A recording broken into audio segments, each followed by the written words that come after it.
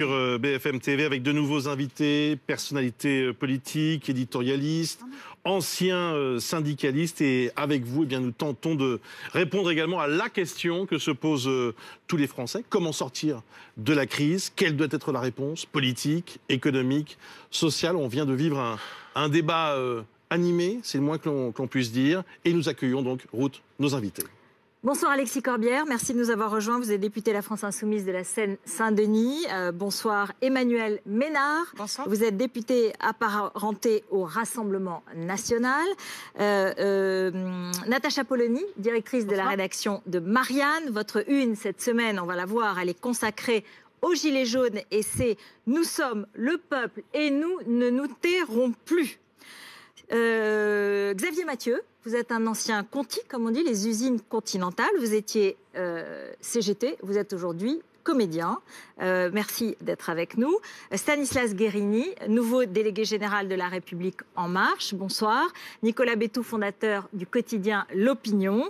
Laure de la Rodière, députée d'Agir d'Eure-et-Loir. Bonsoir. Évidemment, Jean-Claude Mailly, que nous connaissons, ancien secrétaire général de Force ouvrière. Bonsoir. Et qui a une libre parole aujourd'hui comme acteur de la vie économique et sociale. Merci à tous les 8 d'être présents. Alors, nous poursuivons cette soirée spéciale qui, il faut le bien dire, et je pense que vous tous autour de nous sur ce plateau, comme ceux qui nous regardent, ont été peut-être un peu abasourdis parce qu'ils ont pu voir il y a quelques minutes sur le plateau de BFM TV avec cette rencontre qui devait être un dialogue et qui a été difficile. Il faut bien le dire, entre d'un côté des représentants du gouvernement et de l'autre des Gilets jaunes, qui ont, j'allais dire, constaté leur désaccord. Natacha Polony, on a assisté à un dialogue compliqué, qui s'est malgré tout instauré entre eux, mais on a bien vu ce soir qu'on était dans une situation difficile. Mais on est plus que dans une situation difficile. Pourquoi? Parce que tout simplement, derrière cette question simplement de la taxe carbone, qui a été annulée, la taxe carburant, mais derrière ça, il y a énormément de choses. Et pour tout le reste, c'est-à-dire la question du pouvoir d'achat, c'est-à-dire la façon de retrouver un niveau de vie à peu près correct, de réindustrialiser le pays, de reconstruire des bassins d'emploi, ben là, il n'y a rien. Il n'y a aucune réponse politique. Donc le mur est total, puisque aucune des réponses n'a été apportée aux revendications des Gilets jaunes. Parce qu'il y a la violence, la colère, il y a le refus des institutions qui est absolument condamnable, d'accord. Mais il y a aussi, tout simplement, un sentiment d'exaspération de citoyens qui veulent dire qu'ils sont citoyens, c'est-à-dire souverains, qu'ils doivent décider de leur destin. Ça m'a frappé quand j'ai entendu tous les Gilets jaunes ces derniers jours. C'est ça leur discours. Personne ne leur a soufflé. C'est tout simplement qu'ils expliquent, et c'est pour ça qu'on a fait cette une de Marianne, nous sommes le peuple. Stanislas Guerini, vous avez entendu ce que vient de dire Natacha Polony. Et comment vous réagissez à ce débat? D'abord, ça montre qu'il y a de quoi discuter. Et c'est ce qu'on veut faire. On a bien pris conscience qu'il y avait une colère dans ce pays, on l'avait ressenti. C'était dans les conditions de l'élection présidentielle, on l'avait ressenti quand on était allé écouter les Français, justement, et exactement dans les mêmes termes. C'est-à-dire que les Français aujourd'hui, ils ont le sentiment de vivre une vie empêchée, que leurs enfants ils vivront pas mieux que leur propre génération. Et c'est sur ça. Et moi, ça me donne encore plus envie. Vous savez, il y a 2 ans, je faisais pas de politique. Je me suis engagé et ça me donne encore plus envie de changer, de transformer ce pays. Donc il y a de quoi discuter, c'est ce qu'on veut faire précisément. Je n'ai pas été totalement rassuré, moi je suis inquiet aujourd'hui. J'ai envie qu'on puisse discuter dans des conditions qui ne soient pas des conditions violentes. Et je pense qu'il faut qu'on le dise tous et toutes, tous les responsables politiques. Maintenant on doit débattre, on doit dialoguer. On a mis les thèmes sur la table, ils sont larges et il faut qu'on le fasse absolument de façon apaisée. Alexis Corbière. Moi, j'ai le sentiment, comme beaucoup de gens, qu'on vit un moment historique. Historique, des grands moments de l'histoire de France.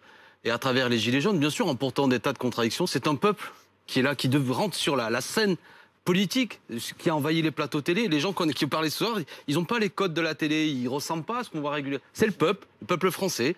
Parfois, vous leur donnez la parole. Ils parlaient très bien, ils étaient très à l'aise.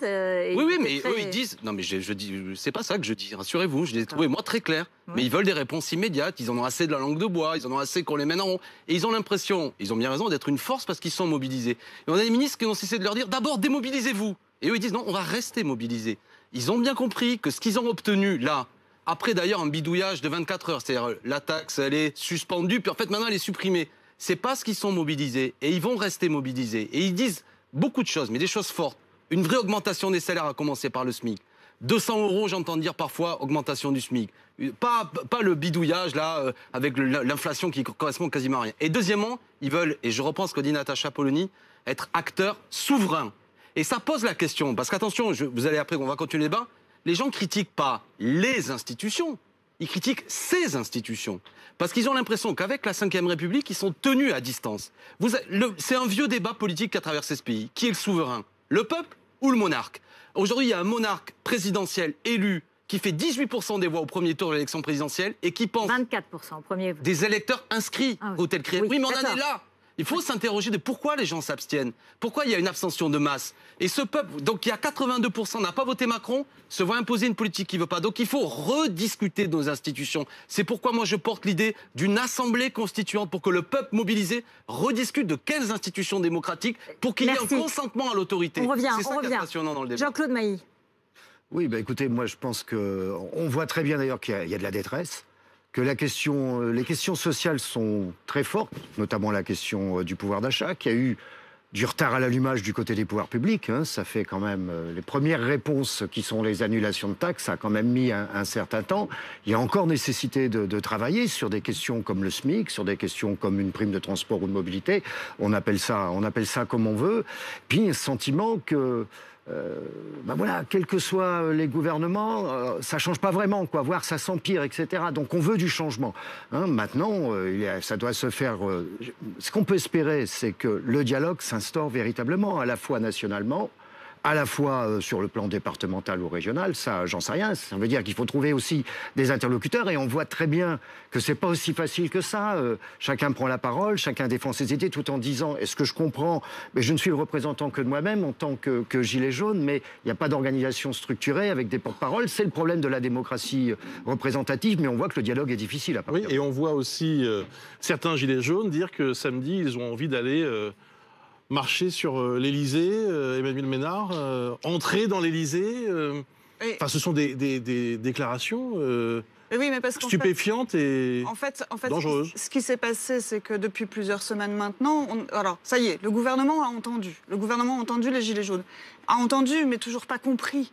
C'est ça le problème. Et moi, ce qui me frappe, et je rejoins ce que dit Natacha Polony, ce qui me frappe quand on va sur les ronds-points discuter avec eux, il y a quelques jours, je vous aurais dit, ils veulent vivre dignement de leur travail. Aujourd'hui, c'est même plus ça, ils veulent vivre, tout simplement. Et ils n'ont pas envie qu'on leur dise comment ils doivent vivre. Ils veulent vivre leur vie comme ça leur plaît.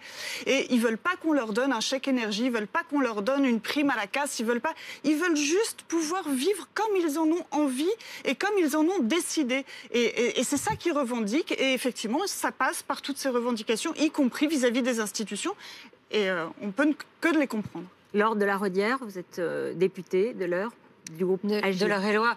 Moi, ce que j'ai vu en discutant avec des gilets jaunes en Eure-et-Loire, c'est en fait une grande désespérance, ça on l'a dit, mais surtout un grand sentiment d'avoir été méprisé par le gouvernement au début de la crise. C'est-à-dire qu'on leur a fait une leçon de morale. Ils ont toujours l'impression, sur les territoires ruraux, parce que personne ne l'a dit ici, c'est que au départ, cette crise, elle vient des territoires ruraux parce qu'il y a eu une hausse de la taxe sur les carburants et que ceux qui ont besoin de leur voiture tous les jours pour aller travailler, pour aller acheter, faire leurs courses, pour aller chez le médecin, ils se sont dit mais c'est toujours nous qui payons pour les autres. Et ils ont l'impression en fait que le message du président de la République, c'était un message pour les métropoles, ceux qui vivaient dans les métropoles, où il y a quand même un dynamisme, où il y a plutôt plus d'emplois, où il y a plutôt plus de services publics, et qu'eux, dans les territoires ruraux, on leur faisait la morale, il fallait plus qu'ils se servent de leur voiture parce que ça polluait, et qu'il fallait qu'ils changent de voiture. Et ce discours moralisateur, il n'est pas supportable, en fait, sur le terrain.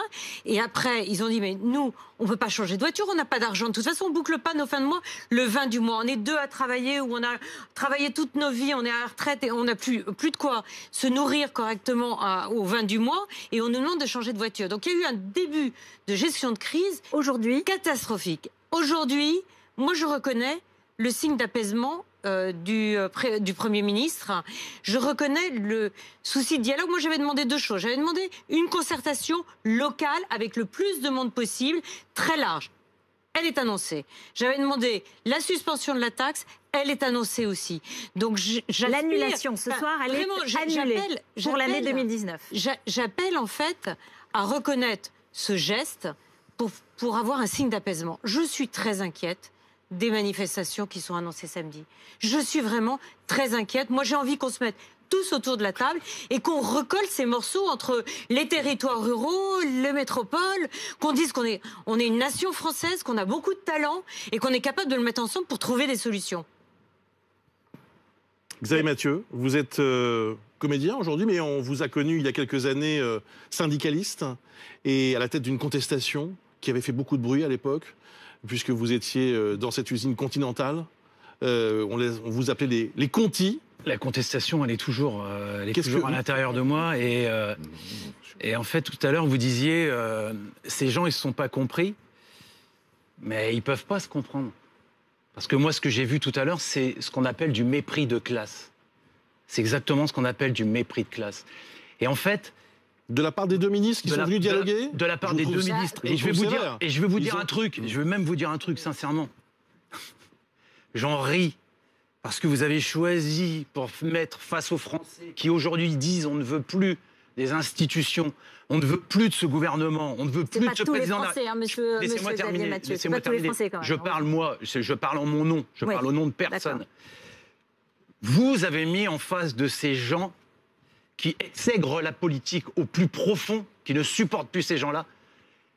En fait, l'homme politique le plus méprisable qu'il y a sur le marché actuellement. De Rugy, qui s'est présenté à la primaire socialiste, qui a signé un papier s'engageant à soutenir le gagnant de la primaire, et à peine cette primaire terminée, tourne sa veste, comme il a passé sa vie à le faire, tourne sa veste pour aller rejoindre le candidat. C'est-à-dire qu'en fait, vous avez mis en face des Français surtout ce qu'ils ne veulent plus. Absolument. Ils ne veulent plus de ça. Vous savez, je crois que c'est vous qui faites de la politique, en l'occurrence. Bien sûr que je fais de la politique. On fait tous de la politique. Mais vous faites de la politique politicienne, si je puis me permettre. Oui, certainement. Dans vos propos. On est là pour débattre du fond, bien sûr. et vous mettez des étiquettes. Mais ce que vous n'avez pas compris, parce que ce cadeau, il faut qu'on se mette à genoux, qu'on vous dise merci. Vous n'avez pas conscience que c'est la goutte d'eau qui a fait déborder le vase, et Macron, tout en mettant la goutte d'eau qui a fait déborder le vase, a annoncé qu'il allait mettre un verre dans la cruche. Et aujourd'hui, Macron n'a simplement fait une chose, c'est de dire, la goutte d'eau qui est tombée, je ne vais pas la remettre, et le verre non plus. Mais n'oubliez pas que la cruche, elle est toujours pleine, que les gens, ils en ont par-dessus la tête, et qu'il va falloir en vider une bonne partie de la cruche. Et plus vous allez gagner du temps, plus vous allez essayer de prendre les gens pour des cons, et plus les exigences, elles seront grandes. Parce que si au bout de 3 jours, vous aviez annoncé ce que vous annoncez aujourd'hui, il n'y aurait plus personne dans la rue. Et plus vous allez attendre, pire ça va être. Plus les gens vont penser que vous les prenez pour des cons, et plus ils n'auront plus envie de lâcher. Et vous savez comment ça va finir ? Ça va finir que oui, Macron va dégager, il va falloir qu'il vire cette Assemblée nationale, qu'il ne respecte même pas. Nicolas il ne respecte même pas ses élus. Merci Xavier Mathieu, on voit bien que vous êtes comédien aujourd'hui. Nicolas Bétou. Attendez, quel rapport ? Parce que vous avez beaucoup de passion, et vous avez beaucoup de passion, et beaucoup d'éloquence, et beaucoup de talent. Et beaucoup de talent dans la communication. Ça fait 10 ans que je fais des débats télé. Quel rapport avec le comédien ? Au-delà du comédien, on voit plutôt qu'il a vraiment été concerné par la question. Madame Écrière, vous ne me prendrez pas de haut. Vous ne me prendrez pas de haut, s'il vous plaît. Mais non. Vous ne me prendrez pas de haut. Vous l'avez fait pendant 2 heures avec les gens qui étaient en face de vous. Oui, ouais, sans arrêt. Le mépris de classe, il a été des 2 côtés des ministres et du vôtre en même temps. D'accord ? Monsieur Mathieu. Monsieur Mathieu, je crois que là, mais vous savez... Je m'en fous. Oui. Vous m'avez invité.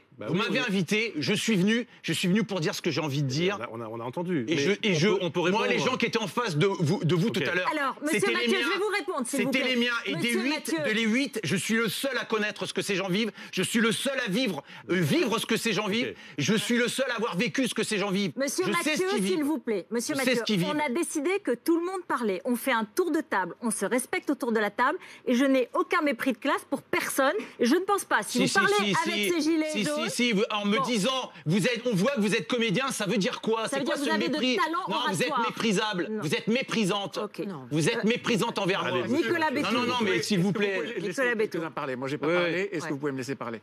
Pour vous dire que, d'abord, j'ai vu le débat tout à l'heure et ce que j'ai ressenti, c'est et ce qui ressort de ce débat, c'est l'inquiétude de ne pas trouver aujourd'hui de solution. Il n'y a aucune solution possible à mettre en face de toutes ces revendications qui partent dans tous les sens. Certaines bonnes, certaines moins bonnes, beaucoup qui sont contradictoires les unes entre les autres. À la fin du débat, il y avait une représentante qui disait « on ne peut pas augmenter les charges et les salaires parce que les artisans vont en crever ». Donc on voit bien que ce paquet-là, il ne peut pas être traité d'un seul coup. Et mon point de vue, c'est que cette crise, elle est partie, elle est multiple, mais elle est partie d'un problème fiscal. La hausse des taxes sur le carburant qui venait